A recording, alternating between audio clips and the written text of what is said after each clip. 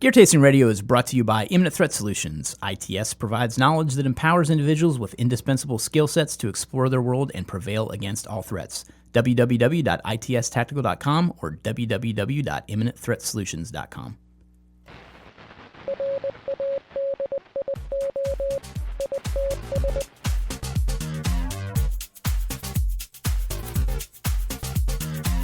Welcome to Gear Tasting Radio, where we offer an in-depth look into the usage and philosophy behind the equipment in our lives. Today is episode 3, and we're going to be talking about the benefits of lockpicking, which is very nefarious. Extremely, yes. To some people. So that's really what I want to do with this episode today is talk specifically to counter the nefarious undertone that lockpicking has out there for some people. Some people get it, they understand the benefits of it, and that's really what I want to talk about, and using it in a way that illustrates the illusion of security, because the illusion of security surrounds us all in our homes, in our cars, and everything. We think, oh, it's locks, they're going to keep everybody out, and the only people it keeps is honest people honest. Yep. That's really all locks are doing. So that's really what I want to talk about, is not only kind of why you would want to get into lockpicking, but also kind of the hobby aspect of it, and the legality behind it, of course, which is the big thing that prevents people from probably getting into it. And then talk about some of the types of locks, and then some resources at the end to kind of to recap some ways that people can learn. I think a lot of people in their head have the Hollywoodization of, the burglar with the ski mask walking up to the door and spending a couple seconds, and then all of a sudden, boom, he's in. Well, and that can happen. There is some Hollywood aspect to it in terms of the speed, but it's really a luck thing too. Right. Because if you've ever picked a lock, you'll know that one day you'll get one in 20 seconds, and then another one it'll take you 2.5 minutes. Yeah. So it can really vary depending on the luck of the draw almost. Yeah, a lot of factors involved. Yes. And don't get me wrong, there's a lot of skill involved, and people that spend a lot of time doing this can get very skilled to where they can replicate that speed almost all the time.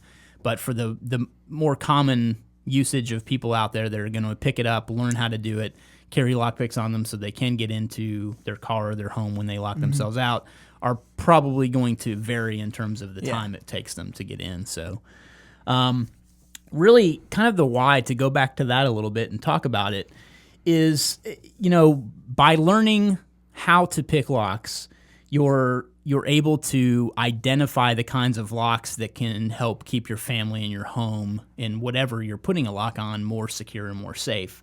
And I say that because there's cheaper types of locks that are easier to get into, and there's harder types of locks with things like security pins and like spool pins and things like that that make it a little tougher to either bump your way into or pick your way into. So being able to identify what locks those are and know ahead of time when you're purchasing those what to purchase and why will kind of help you in that regard too. I think that's a great point too, because even if you don't get into actually picking the locks, just knowing the factors behind it can help you make better decisions. In the last episode we talked about home security and choosing those locks, and this helps you understand why you pick a lock that has, where you choose a lock that has more secure pins or something like that. So even if it doesn't this doesn't interest you as a hobby, this is something that can help you make your security even tighter. Yeah, I completely agree. And we mentioned in the last episode, talking about home security, like you mentioned, talking about specifically the Abloy ProTech locks, not only with padlocks, but home locks too, like your door locks. And understanding why those are better. So we're going to try to help. And then one of the big benefits that a lot of people like too, myself included, is I'm never going to have to pay for a locksmith again. Yeah, absolutely. I mean, seriously, I have helped friends and family out more times than I can count that they call me before they call somebody else to spend money on a locksmith. And I love being that guy that can come help them out. Absolutely. Because I like using my skill. Why pay $7,500 for a locksmith? It can be very expensive. Yeah, exactly. And that goes for cars too. I mean, I carry tools to be able to get into a vehicle too, and that's not for nefarious purposes. It's legitly to help people out in a situation like that. I helped my son out when he locked his keys in his car in his truck, and I was able to get into it. So that was huge. I mean, that could have cost, because he's not going to pay for it when he was now he was 16. So I was going to have to pay for that. So I saved with the locksmith charge. I saved myself at least $150 not having to do that. So and then one of the most important aspects, I think, is just being able to potentially save a life if you had to. We had a contributor, a good friend of mine, that wrote an article for ITS, and he was able to get into his dad's house when his dad was ill, and wasn't able to open the door for him, and basically save his life. So that's huge. Being able to just think about that aspect of it too. I mean, think if he would have had to wait on a locksmith. Right. Time is precious. So. Being able to save time that way. Well, and doing it without having to damage anything. Because, I mean, exactly. Let's say you kick the door down or something like that. Could he have kicked in the door? Yeah, Probably. But then, you're going to have to pay the damages and stuff like that. So it's like if it's a near emergency, but not like a, oh my gosh, kick the door down. Yeah. In that, kind of the hobby that surrounds this is very interesting too. And I honestly didn't know about this when I kind of learned how to pick locks. It was only later that I found kind of this whole community around lockpicking. It's called Locksport is what they call it. So these are people that get together and race each other to pick locks. That's really what it is. They learn about types of locks, how to bypass or pick them, and they compete basically with this stuff. So, well, and you were talking about like the organization in the community and the nefarious undertones, and it's you would think, I think first glance you think, oh, this must be a group of burglars and stuff, but it's like the most law-abiding, rule-following people. I mean, it's similar to the gun industry of like you have some of the most law-abiding people that are involved in that community. Well, yeah, that's a great parallel too. It's people that have their rights restricted with firearm stuff are really the last people that you need to worry about. They're the people that have taken that law into law into consideration and actually gone out and applied for these concealed carry licenses because they're not felons. So to ensure they're following every letter. Exactly. And the same thing in the Locksport community. Well, there's a code of ethics even in the Locksport community. Yeah. And that's you may only pick locks of your own or those you've been given explicit permission to pick. And that's huge. Which I think is a great code to follow. Oh, absolutely. And I would stress you guys out there to follow that code for sure. Meaning that if you're given permission, like, hey, I need your help to get into my house, well, first you probably should know the person and know that it's their house. But you don't just want to take a random stranger that's trying to get into the house. Hey, do you have any lockpicks on you? Well, and not just that, there's an inherent risk with picking that you could damage the internals of a lock depending on the method you use. And so if you're doing it to a friend's house or something like that and you don't have their permission, they need to be understanding that, hey, this lock could cease to function if it's done incorrectly. And then all of a sudden your key doesn't matter because it doesn't work. So now if you're locked out, you have an even bigger problem. Oh, yeah. That's a good point, too, for sure. I had to learn that the hard way.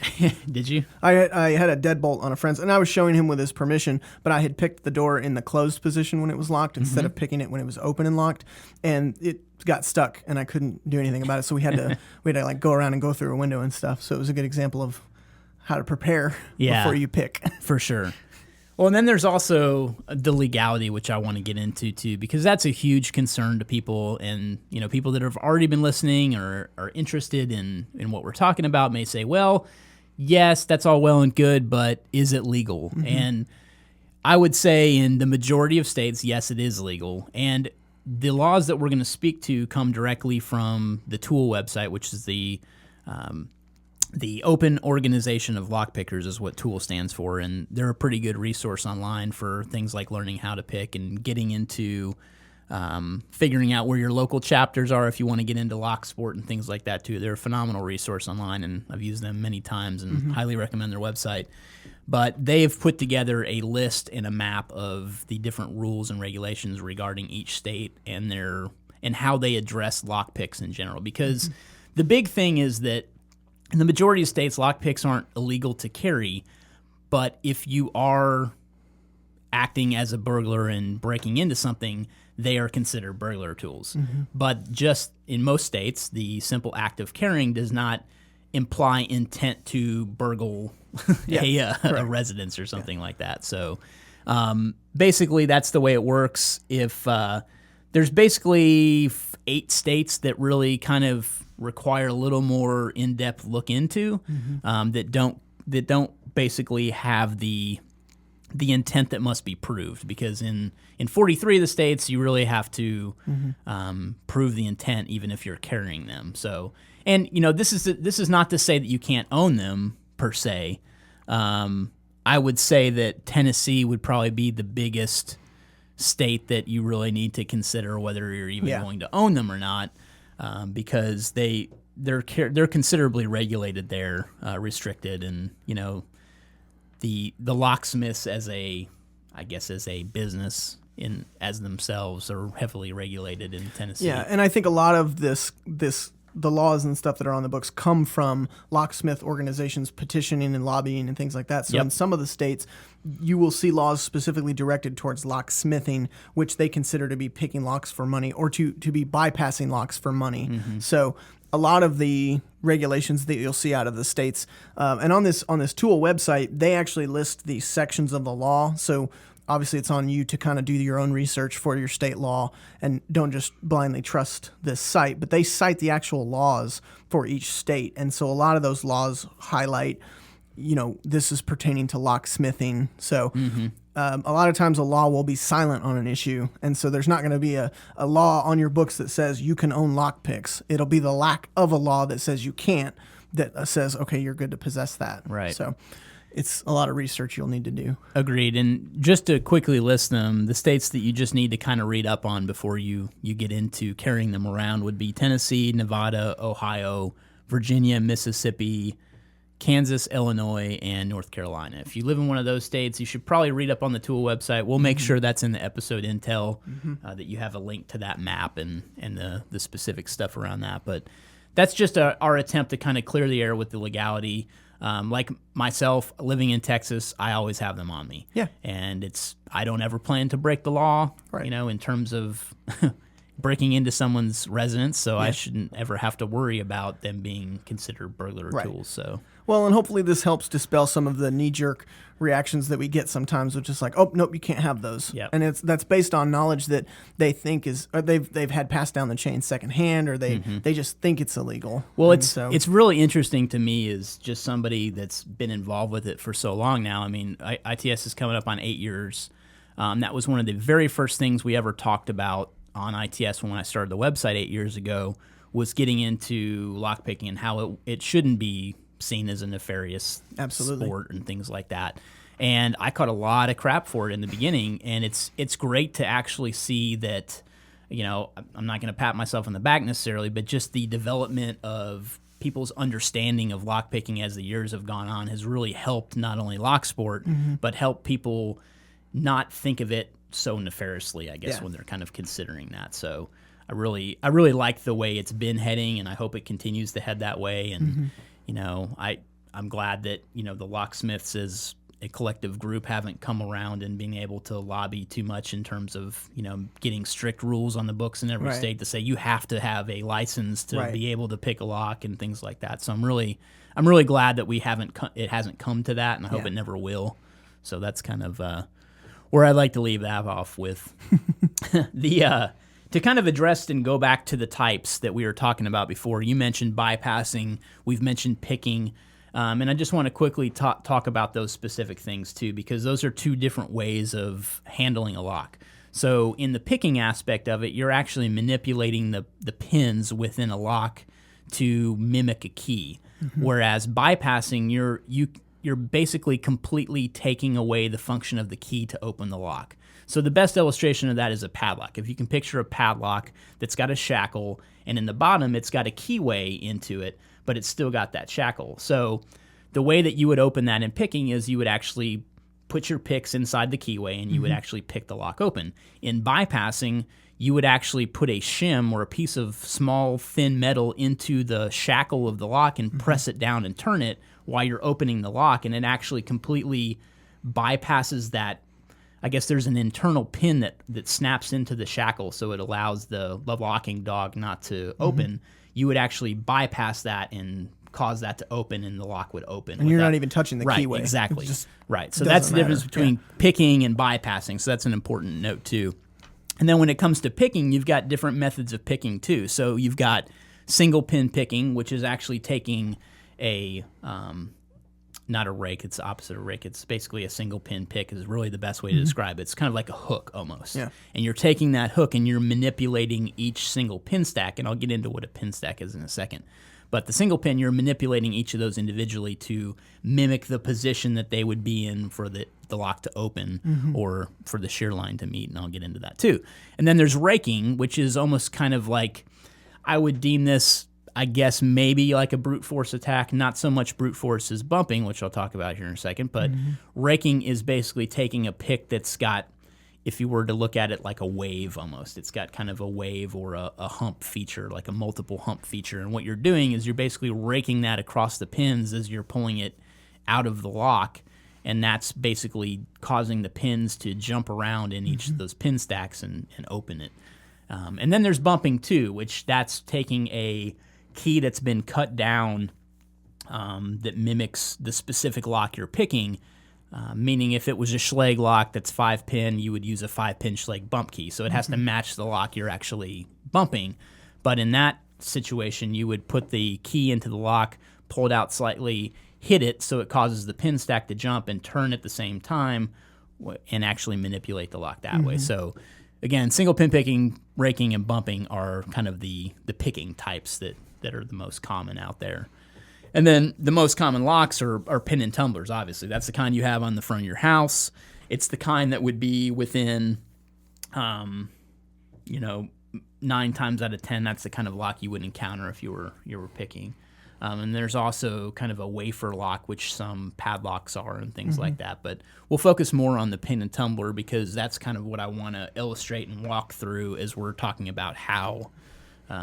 This isn't really a how-to podcast because, we don't really have visual training aids and things like that. I'm really trying to just walk through the concepts of this. But just to kind of illustrate that, if you were to look at the inside of a lock, you would see a bunch of different parts. And the parts that you would see are the actual pins that move when you insert the key. So that's really where I want to start the focus at. So you have a metal key. It's got cuts, which I refer to as landings or grooves in the key, and each one of those landings that's cut into the key is where a pin stack rests. So meaning if you looked at a standard house lock, if you pull out your keys right now and you look at your house key, you could actually count the number of pins that lock had based on how many of those landings or grooves are in there. So like right now I'm looking at a key here. So I'm counting each time my fingernail is able to go down, basically. So the key that's sitting in front of me here is a 5-pin Schlage key, and that's pretty common. It's very common. Home lock. Schlage and Kwikset are pretty much some of the most common locks out there that you'll buy at a hardware store if you're replacing your locks or something like that. So based on the cuts in the key, that's where those pin stacks sit at. And when I say pin stack, each of those indentations or landings is a separate pin stack. And by pin stack, that constitutes a spring that's on the very top of the stack that's pushing the pins down into the lock. And then there's 2 different pins within that stack. So there's a top pin, which is the driver pin, and that's always the same height. That does not vary at all. So that's the pin that comes down from the top of the lock. The spring is pressing into that's forcing it down into the keyway. And then underneath that is the actual key pin. And the key pins are what change heights. So if you ever get your locks rekeyed, what the locksmith is doing, or if you know what you're doing, is going in and changing the heights of those key pins to basically rekey a lock. So meaning that you would have to have the key cut again based on the heights of those key pins if you were to change those. That's what fascinated me the most about this when I started learning about it, is that I always thought the key cuts were kind of randomized, but they're not. I mean, your key, those levels on your key is just a combination to the lock. Absolutely. I mean, it's a numbered, and if they make gauges where you can tell the depth of the pins, and so like I have a Schlage key, and if you look on the top of a Schlage key, you'll see a set of 5 numbers, and that's not random. That's the actual numbers to the lock. And so like you said, with rekeying, I always thought it was kind of a mystical thing, but it's just changing those key pins to mimic the height of the new key that you're going to use to open the lock. Well, and that's what's terrible on common household locks is most of them do have those numbers printed on there. And if you're able to get a hold of one of the scales that tell you what those things mean, you don't even need to impression a key. So the big thing floating around the internet today is like, hey, never take pictures of your keys because someone can reverse engineer that and create a key blank. And that's true. We did an article on it, and we did it, but... Yeah. So the thing to me is that having that number is worse than someone getting a picture of your key, because all I have to do is write down that 5-digit number. Go to the store. Now I know what the order and stack height is, and I can go get a key made based on that 5-digit number. Yep. So Yeah, it's pretty crazy. Yeah. And you can also impression locks, and we'll get into that. Maybe that's kind of a more in-depth, an advanced topic Yeah. when we're talking about lockpicking. But this is really to introduce you to the concept. So kind of where I left off with that was the pin stacks. I was talking about driver pins and key pins, and basically what happens is when you put the correct key in, those pins line up correctly. So meaning the place where the driver pin meets the key pin, that line is called the shear line. And when you put the correct key in, it forces that pin stack into the correct position to where it allows you to turn the lock. And by turning the lock, what's actually happening is those key pins stay within the plug, or the plug is actually where you put your key into. So put your key in the lock, that's called the plug. Now your key is inserted into the plug, and unless you have the correct key in, it won't turn, meaning that plug will not spin within the actual cylinder housing. So if you put the correct key in, the key pins line up in the correct place with the driver pins, and the actual plug itself spins within the cylinder, causing the door to open or the lock to disengage. Mm-hmm. And what that looks like is, if you were looking at a cutaway or a visible lockpick trainer like I'm kind of talking through here, those key pins stay retained in the plug as the as the plug turns. So the way that looks is that you see the springs and the driver pins stay in the same place, but the plug is actually spinning with those key pins retained inside. So that's the way that it kind of captures the key within the lock. So. And design-wise, it's a great design. Oh, yeah, it's a great design. It's really cool to look at, like you said, like the pin heights and stuff. Mm-hmm. And when it meets, it's a very seamless design that you don't even really think about. So the deal with security pins, and now that we've kind of explained the driver pins, security pins are essentially driver pins that have a different manipulation to them. So some look like a spool, some look like a figure eight almost, and what that is that if you're picking the lock, so if you're single pin picking or even bumping, it can produce a false set, which means that as that driver pin or pin stack is jumping within that individual location it's at, it can bind against the smaller part of the driver pin. So meaning if you were to look at, let's say the driver pin is a cylinder, so that's what common driver pins look like. The security pins for the driver pins are actually just shaped like an hourglass. So if you can imagine an hourglass kind of tapering in the middle, it actually binds on that middle part.